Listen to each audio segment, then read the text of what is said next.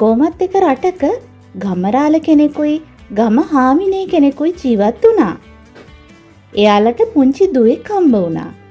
දුව තාම පුංචි. ඉතින් ගමරාලයි ගම හාමිනේ හේනේ එළවලු භවභෝග වගා කරන්න හේනට යනකොට මේ පුංචි දුවවත් අරගෙන යනවා. අරගෙන ගිහින් හෙවණකින් එයාව නිදි කරවනවා. ඊට පස්සේ ගමරාලයි ගම හාමිනේ හේනේ වැඩ කරනවා. වැඩ කරලා ඉවර වෙලා ආපහු එනකොට දුවවත් අරගෙන ගෙදර එනවා. ටික දවසකින් ගමරාලගේ හේන සරුසාර වුණා. සීනි කැකිරි සරුවට හැදිලා තිබුණා. ඔන්න ඉතින් දුවවත් අරගෙන හේනට ගිය ගමජෝඩුව දුවව සීනි කැකිරි වැලක් යටින් තියලා සීනි කැකිරි නෙලන්න පටන් ගත්තා. දෙන්නට අරගෙන යන්න බැරි තරම් සීනි කැකිරි තියෙනවා. දැන් සීනි කැකිරි ගෝණි 3ක් එක්ක චූටි දුවවත් ගෙදර ගෙනියන්න ඕන. ගම ජෝඩුව කල්පනා කළා පළවෙනියට ගෙදර ගෙනියන්නේ සීනි කැකිරිද දුවද කියලා. ගමරාල කිව්වා සීනි කැකිරි ගෝණි 2ක් අරගෙන ගිහින් ගෙදරින් තියලා ආපහු ඇවිත් දුවවයි ඉතුරු සීනි කැකිරි ගෝණියයි අරගෙන යමු කියලා. ඊට පස්සේ දෙන්න සීනි කැකිරි ගෝණි 2ක් අරගෙන යන්න පිටත් වුණා. මේ අතර කෑම හොයාගෙන යන කොකෙකුයි කොක් හාමිනේ කෙනෙකුයි හේනට ආවා. එයාලා දැක්කා පුංචි දුවෙක් සීනි කැකිරි වැල යට නිදාගෙන ඉන්නවා. ඒ දෙන්නට ආස හිතුණා මේ පුංචි දුවව දරුකමට හදාගන්න ගෙනියන්න. කොකයි කොක් හාමිනේ කැලෙන් වල්පටවල් හොයාගෙන ඇවිත් පුංචි කූඩයක් හදාගෙන දුවව කූඩය ඇතුලෙන් තියලා එයාලගේ ගෙදරට උස්සගෙන ගියා.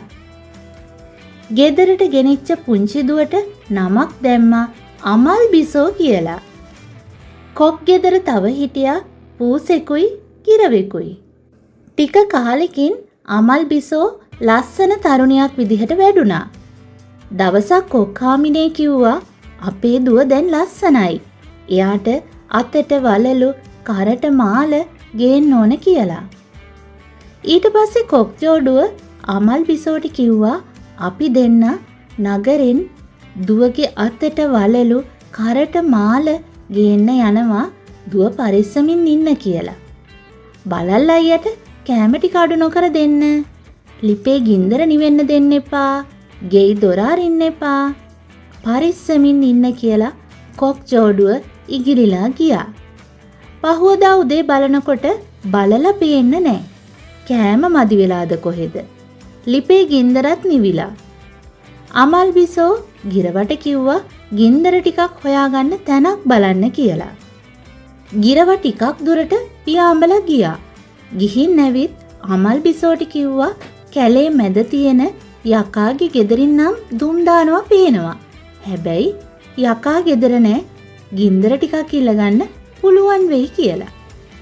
වෙන කරන්න දෙයක් නැති නිසා අමල් බිසෝ ගිරව පෙන්නපු පාර දිගේ යකාගේ ගෙදරට ගිහින් ගින්දර ටිකක් ඉල්ලුවා. යකා ගෙදර හිටියේ නෑ.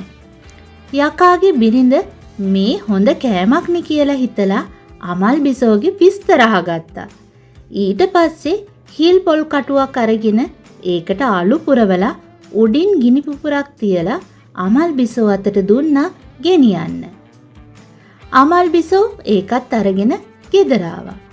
එන පාර දිගටම අලු හැලුණා. ගෙදර ආපු යකාට බිරිඳ අමල් බිසෝ ගැන විස්තර කිව්වා. යකා අලු වැටුණු පාර දිගේ අමල් බිසෝව හොයාගෙන එයාගේ ගෙදරට ආවා. ඇවිත් කටහඬ වෙනස් කරලා අමල් බිසෝට කතා කළා. අතට වලලුත් ගෙනාවා, කරට මාලත් ගෙනාවා, අම්මත් ආවා, තාත්තත් ආවා. දොර ඇරපන් අමල් බිසෝ, දොර ඇරපන් අමල් බිසෝ.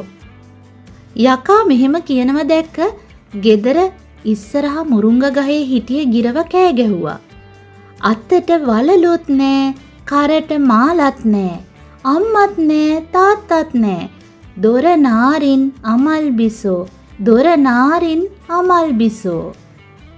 යකාට තරහ ගිහින් යකා ගිරව අල්ල ගන්න පැන්නා. ගිරව ඈතට ඉගිල්ලුණා. යකා ආයෙමත් දොර ළඟට ඇවිත් අතට වලලුත් ගෙනාවා, කරට මාලත් ගෙනාවා, අම්මත් ආවා, තාත්තත් ආවා. දොර ඇරපන් අමල් බිසෝ, දොර ඇරපන් අමල් බිසෝ කියලා කිව්වා. එතකොට දොරකඩ තියෙන මුරුංග ගහ කතා කළා. අතට වලලුත් නෑ, කරට මාලත් නෑ, අම්මත් නෑ, තාත්තත් නෑ. දොර නාරින් අමල් බිසෝ, දොර නාරින් අමල් බිසෝ. මුරුංග ගහ කිව්වා. යකා පැනපු ගමන් මුරුංග ගහ දෙකට තුනට කඩලා දැම්මා. ආයෙමත් යකා අමල් බිසෝට කතා කළා. අතට වලලුත් ගෙනාවා, කරට මාලත් ගෙනාවා, අම්මත් ආවා, තාත්තත් ආවා. දොර ඇරපන් අමල් බිසෝ, දොර ඇරපන් අමල් බිසෝ. එතකොටම ගේ ළඟින් ගලාගෙන යන ගඟ කතා කළා. අතට වලලුත් නෑ, කරට මාලත් නෑ, අම්මත් නෑ, තාත්තත් නෑ.